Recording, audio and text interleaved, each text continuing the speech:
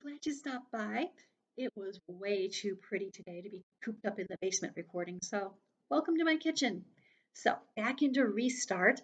Um, Chase was telling us about how the interviews are going with Mr. Solway, and he had some really funny stories about while he was in the military and things that were just crazy. So, I talked to you guys about how that's very typical of people that have spent time in the military, that they like to focus on those funny things that happened as opposed to the ugliness that they have to go through. Anyway, uh, right when I left off, let's see, he was telling a story about some kind of race they were having where they had filled up IV bags with helium and were having balloon races. I had 50 bucks on the water bottle. That was a lot of money in those days. And this crazy Texan threw a hypodermic needle like a dart and brought me down 3 feet shy of the finish line. I've never been so mad at anybody in my life, but I paid up. At least I was going to until the MPs raided the game. Party poopers. Engrossed in the story, I nearly missed the twin gasps from the hall. I glanced over my shoulder to spy Aaron and Bear standing in the doorway, staring in the bewilderment. Busted. Let's take a break, okay? I set the camera down and joined them outside. What gives? Bear demanded. First, you come with us to community service when you don't have to. That's bad enough. But now you're making a movie about the place? It's for Video Club. And with Shoshana Weber? Aaron cuts me off.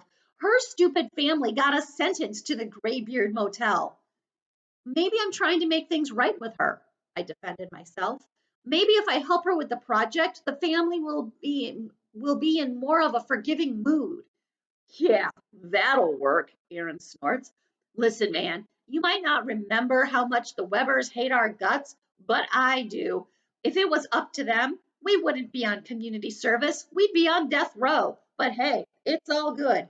If you want to spend your time with people who cursed the day you were born instead of your true friends, it's not like we can stop you. I'm torn. On the one hand, I'm not doing anything wrong. Still, I've kind of brought this on myself by covering up the fact that I'm working with Shoshana. Aaron looks honestly hurt, like I'm stabbing him in the back.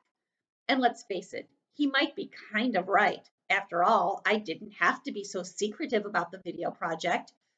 Bear chimes in. And of all the Dumbledores in this place, why do you have to pal around with that one? If you're looking for relics, this place is like an all-you-can-eat buffet. Why him? We're interviewing him, I try to explain. He's the most interesting person here. The guy's a war hero. They stare at me like I've got a cabbage for a head, though a They stare at me like I've got a cabbage for a head through a long and weird silence. Finally, Aaron mumbles, Yeah, you showed us the picture. The way you ignore all the residents here, I figured maybe you forgot. Yeah, well, we didn't, Bear snaps. We know all about Mr. Steinway. Solway, I corrected. Aaron is annoyed. Listen, when you're practicing football 3 hours a day and doing community service because you have to, not because it's your hobby, you've got a lot more on your mind than remembering every old coot's name. Come on, Bear. Look who's talking about forgetting, Bear adds resentfully as they headed down the hall. Way to go, Chase. I chew myself out as they round the corner. This is exactly what I was trying to avoid.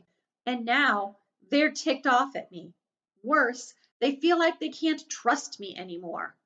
What next, huh? When I re enter the room, the first thing I see is Mr. Solway's walker standing against the wall. The old soldier himself is up on his feet, directing Shoshana, who's pulling a heavy box out of the closet. You know, she's saying, I thought being in the army taught people to be more orderly.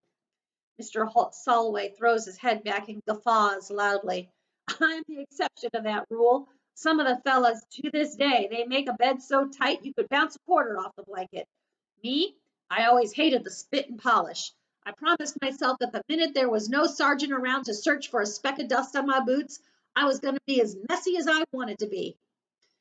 Well, in that case, Shoshana informs him, this closet is your crowning glory.